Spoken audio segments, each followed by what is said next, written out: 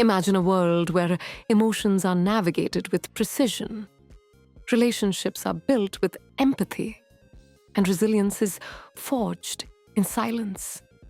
This is not a fictional realm, it's the inner world of women's psychology, shaped by centuries of societal evolution, emotional depth, and quiet strength.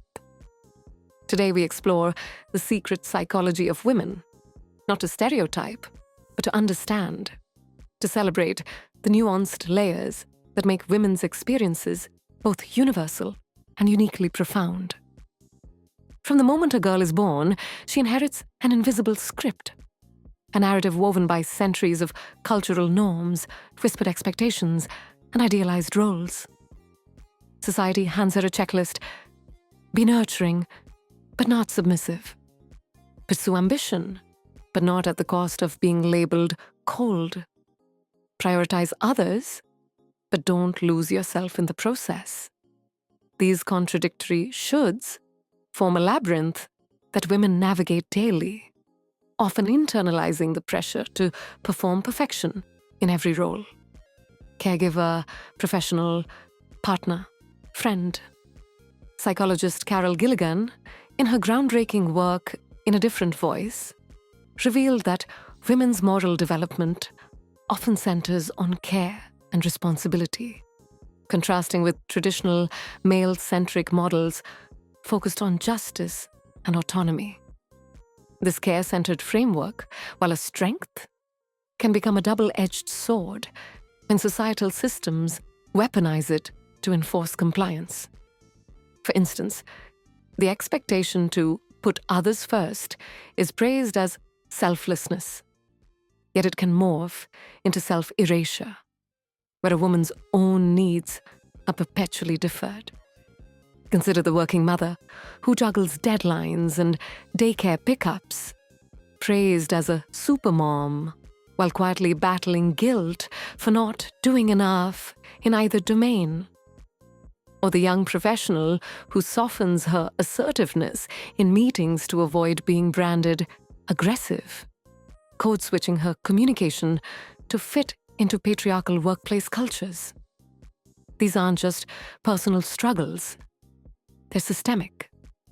The media amplifies this pressure, bombarding women with images of flawlessly curated lives.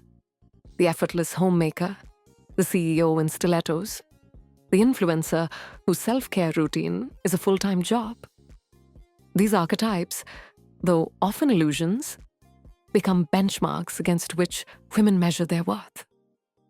But the true cost of these shoulds isn't just exhaustion. It's the silencing of authenticity. When a woman's identity is fragmented into roles she's told to play, her inner voice can grow faint beneath the noise of external expectations.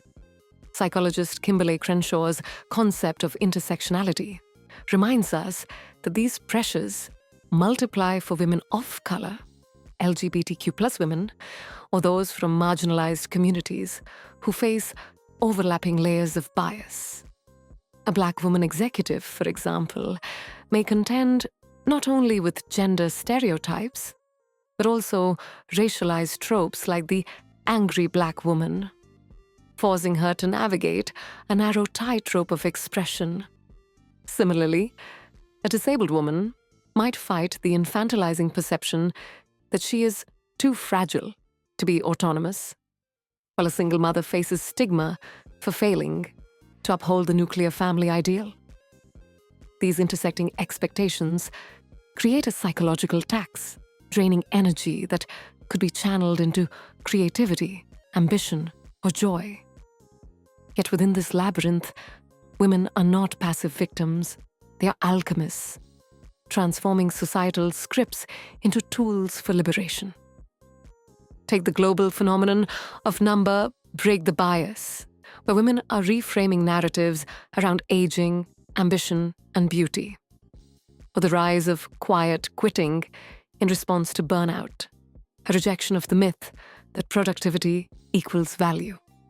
Women are rewriting the rules, embracing the power of and, vulnerable and resilient, ambitious and compassionate, fierce and kind. Consider Malala Yousafzai, who turned a Taliban attack into a global crusade for girls' education, or Tarana Burke, founder of the Hambeka Shank Me Too movement, who transformed personal trauma into a collective roar against systemic abuse. These women didn't just defy expectations, they dismantled them, proving that the very roles meant to confine can become platforms for revolution. This reclamation starts with a subtle but radical act, questioning the shoulds. What if a woman's worth isn't tied to her productivity, her appearance, or her ability to please? What if she defines success on her own terms, whether that's climbing a corporate ladder, building a community, or prioritizing mental health? The journey requires unlearning conditioned beliefs. A process psychologist, Marisa Peer, calls breaking the spell of societal hypnosis. It's messy, non-linear, and deeply courageous. It's the single mother who stops apologizing for her unconventional family structure, the CEO who rejects hustle culture to model boundaries, the teenager who challenges beauty standards by posting makeup-free selfies. Each act of defiance chips away at the monolithic should, creating space for individuality to flourish. From the earliest days of childhood, many women are subtly schooled in the art of emotional attunement, a skill that blossoms into what we now recognize as emotional intelligence, EQ. Daniel Goleman, who popularized the concept, defines EQ as the ability to recognize, understand, and manage our own emotions while influencing those of others. Its pillars: self-awareness, empathy, self-regulation, social skills, and intrinsic motivation are not just abstract traits, but tools honed through lived experience. For women, these tools often become lifelines in navigating a world that demands they anticipate needs, mediate conflicts, and foster connection, often without acknowledgement. But to dismiss this as mere people-pleasing is to overlook a profound strategic advantage. Emotional intelligence, when wielded intentionally, becomes a superpower, one that reshapes workplaces, heals relationships, and builds bridges across divides. Consider the science.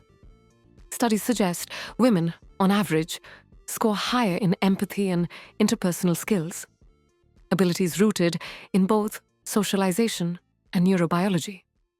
From girlhood, many are encouraged to prioritize collaboration over competition, to play nice, and to attune to the moods of those around them.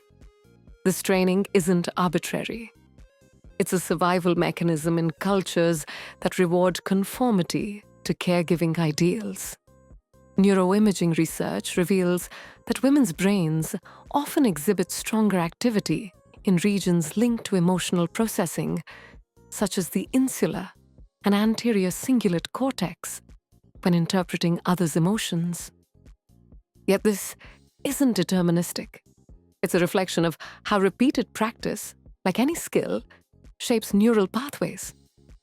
Over time, reading a room, detecting subtle shifts in tone, or sensing unspoken tensions becomes second nature. In boardrooms, classrooms, and living rooms, this acuity translates into an ability to diffuse conflicts, inspire trust, and galvanize teams.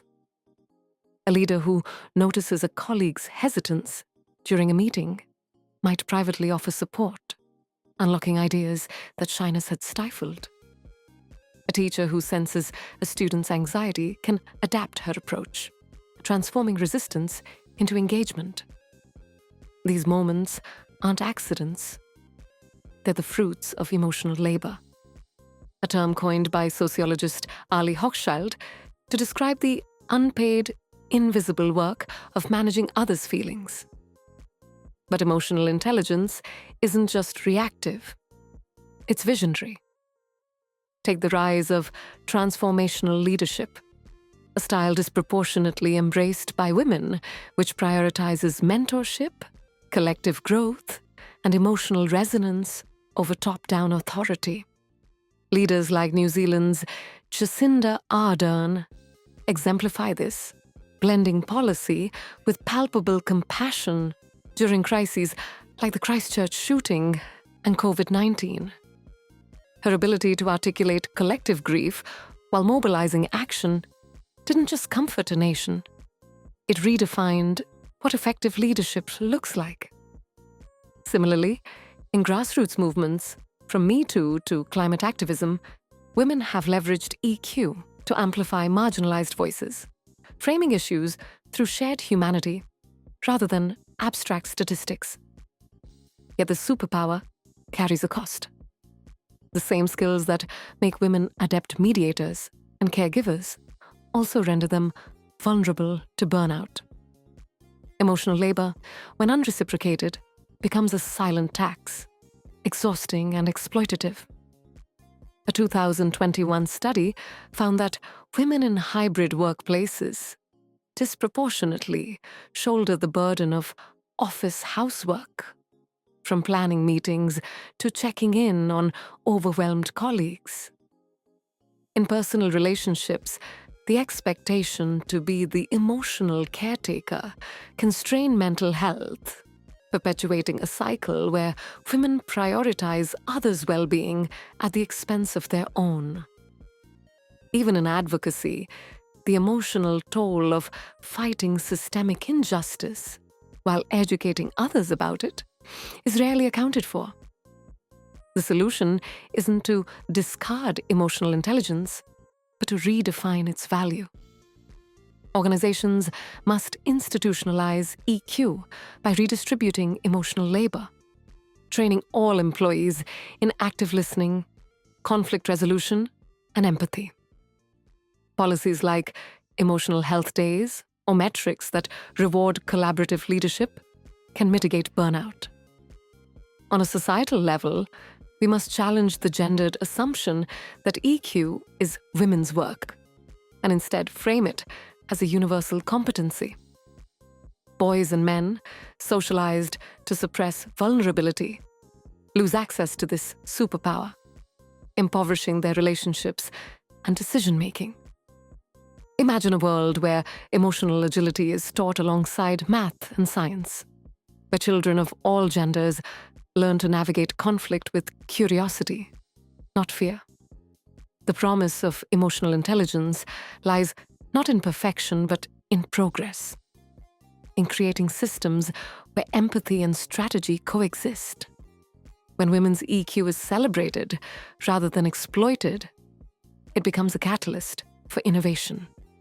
Consider the tech teams that use emotional mapping to design inclusive apps, or the healthcare workers who blend clinical precision with compassionate care. From the playground to the boardroom, communication is rarely just an exchange of words.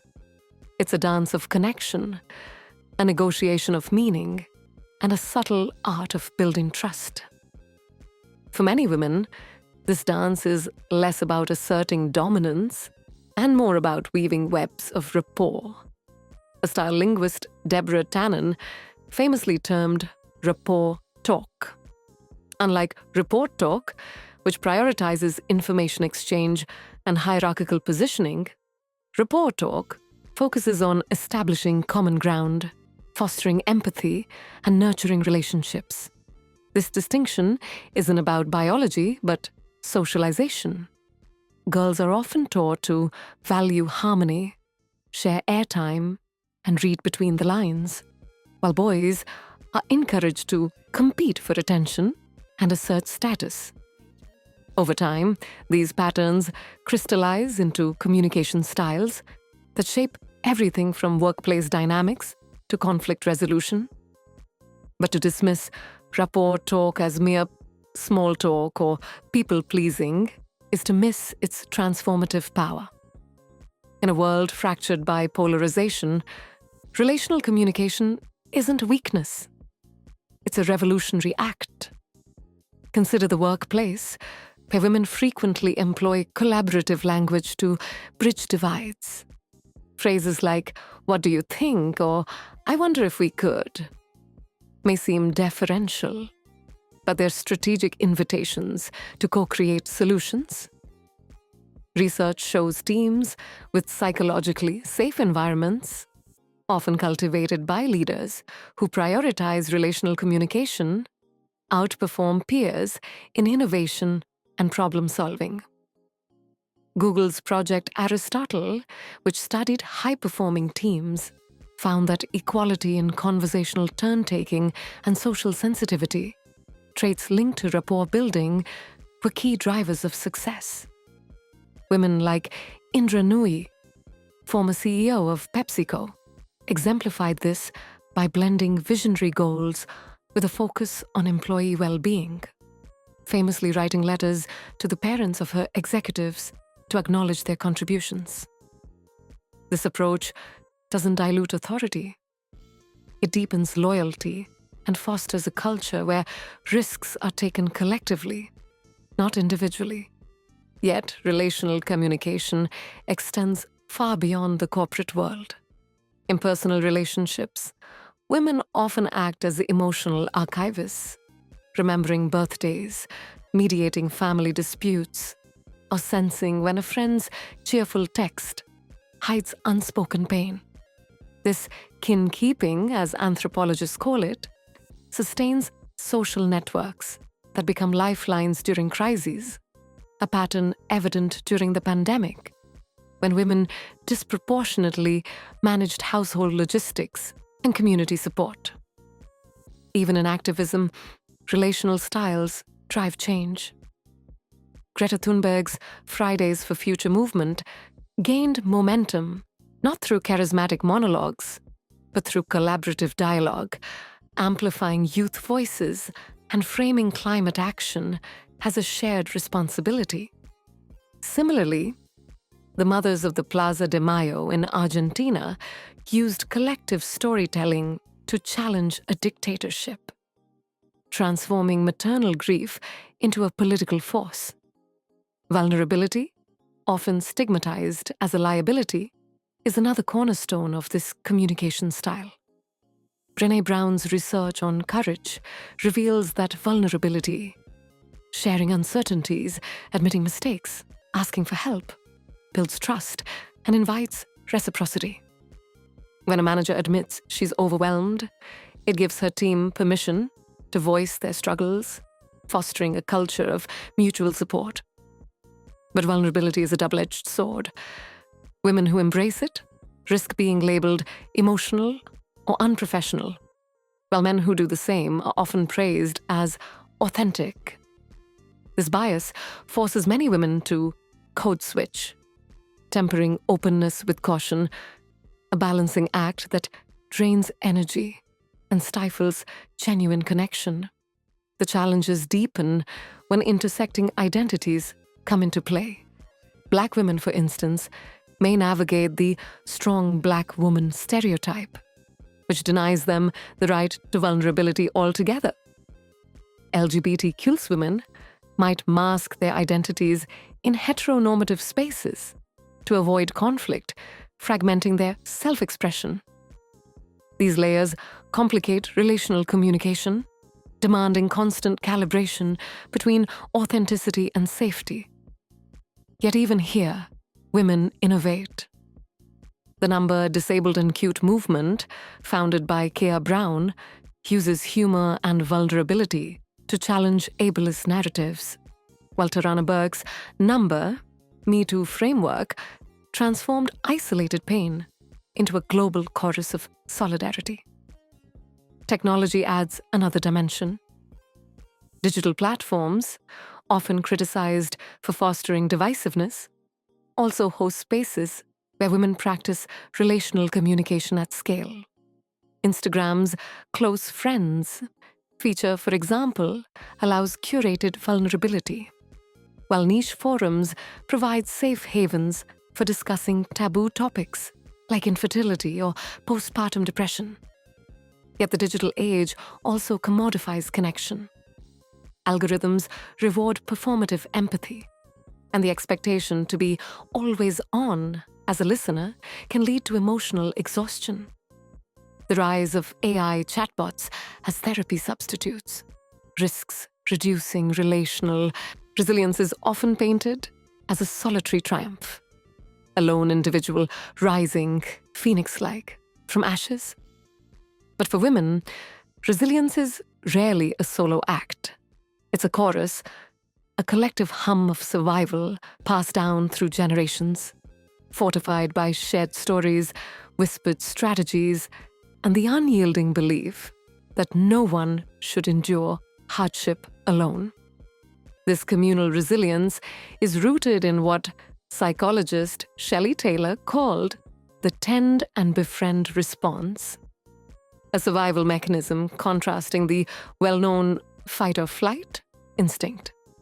Under stress, women are more likely to nurture those around them, tend and strengthen social bonds, befriend, creating networks that buffer against adversity.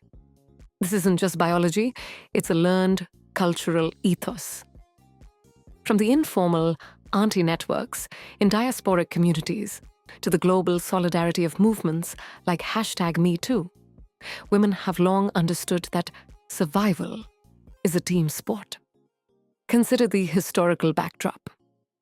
Women have endured systemic exclusion, denied education, economic autonomy, and political voice, yet persisted by creating parallel systems of support.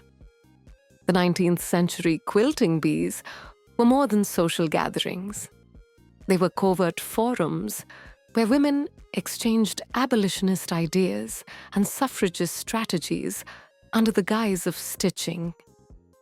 During the World Wars, women managed households amid rationing and grief, organizing neighborhood cooperatives to share resources. These acts weren't just pragmatic. They were acts of defiance, proving that resilience isn't passive endurance, but active reimagining. Fast forward to modern crises.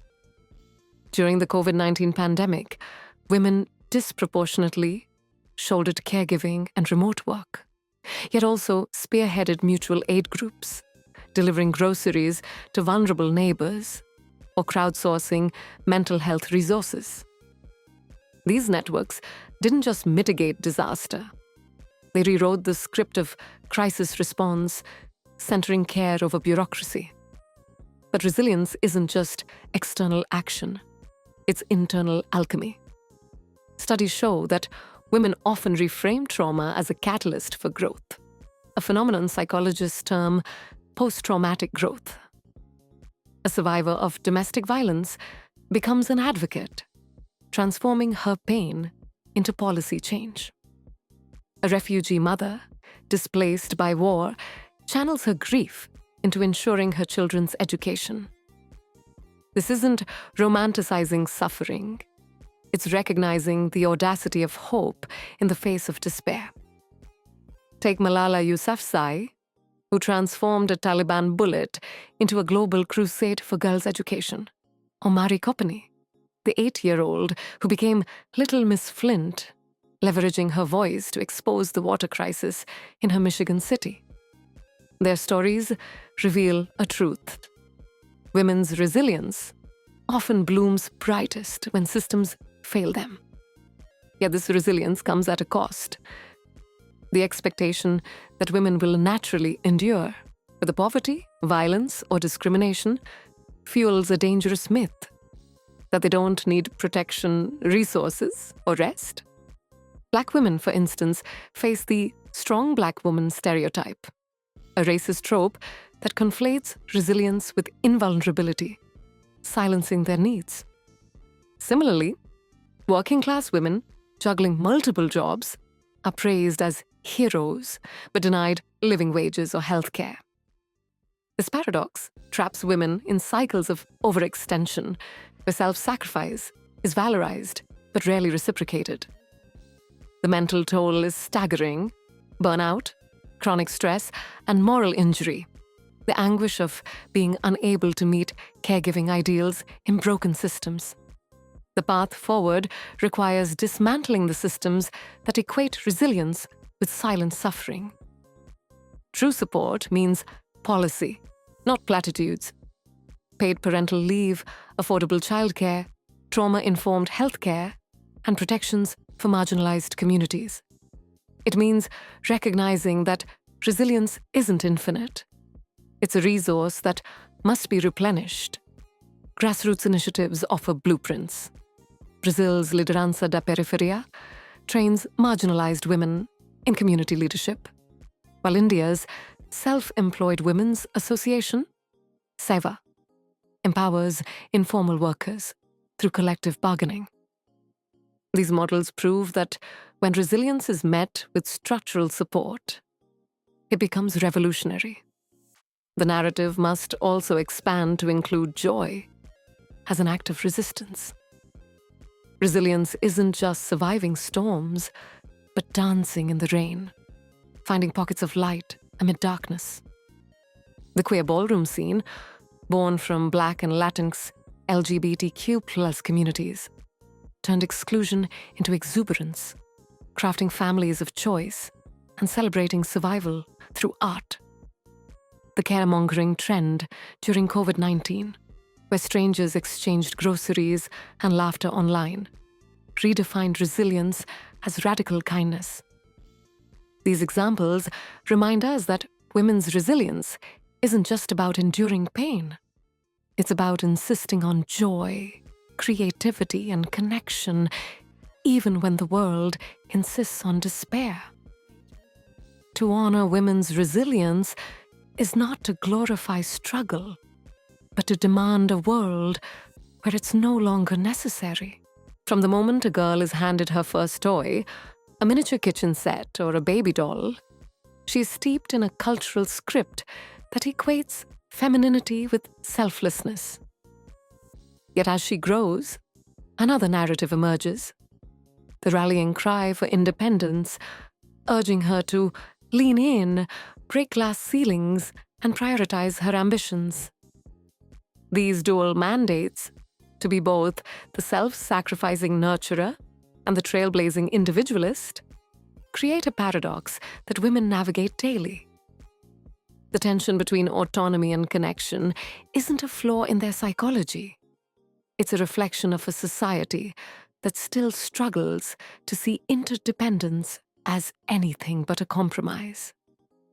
Psychologist Jean Baker Miller challenged this binary in her seminal work Toward a New Psychology of Women, introducing the concept of growth in connection, the idea that women's sense of self often flourishes not in isolation, but through relationships. This isn't dependence, it's a redefinition of strength, where identity is woven through collaboration, mentorship, and mutual care. Society, however, clings to outdated frameworks. Independence is glorified as a masculine ideal. Think of the lone cowboy or the self-made CEO, while interdependence is dismissed as needy or clingy. Women who pursue ambition without downplaying their relational roles face a double bind. A female executive who advocates for flexible work hours to care for her children is labeled uncommitted, while a child-free woman who prioritizes her career risks being branded cold. Studies reveal this bias. Women who display communal traits, empathy, collaboration, are liked but not respected, while those who emulate traditionally masculine leadership styles are respected but disliked. A phenomenon psychologists call the femininity penalty. This forces women into exhausting tightrope acts, code-switching between personas to fit contradictory expectations. Yet women have long subverted this false choice. Consider the legacy of mutual aid societies, like the National Council of Negro Women, founded by Mary McLeod Bethune in 1935, which paired economic empowerment with community care, or the indigenous concept of collective sovereignty, where individual and community well-being are inseparable.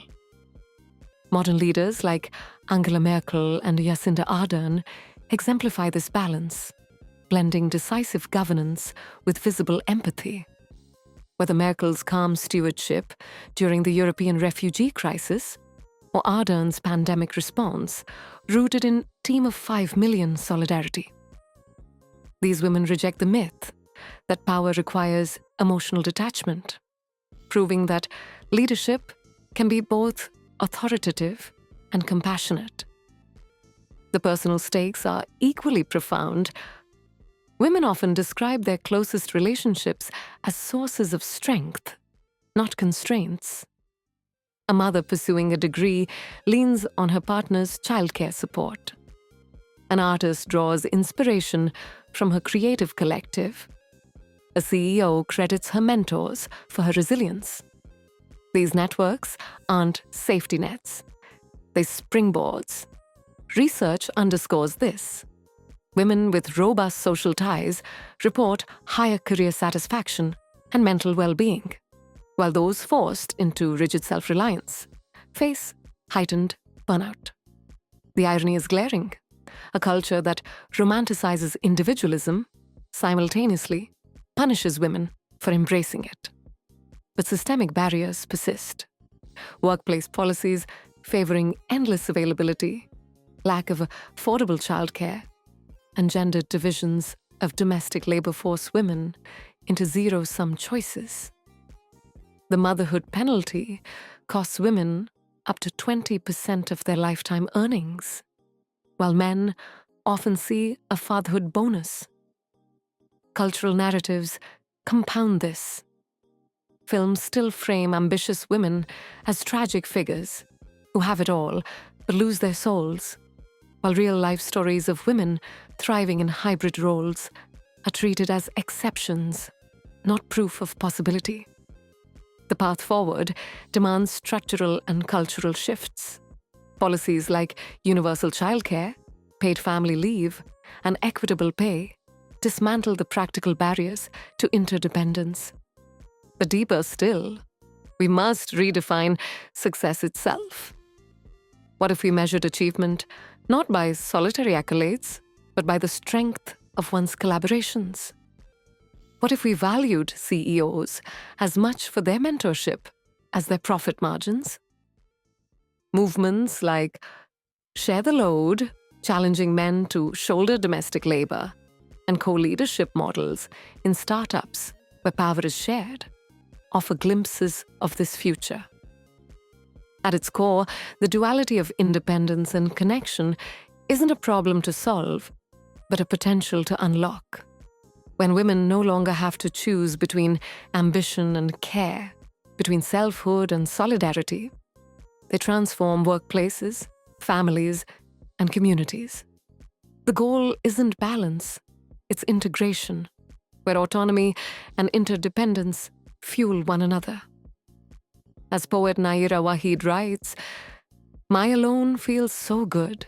I'll only have you if you're sweeter than my solitude." The future belongs to those who recognize that sweetness isn't a weakness. It's the audacity to thrive.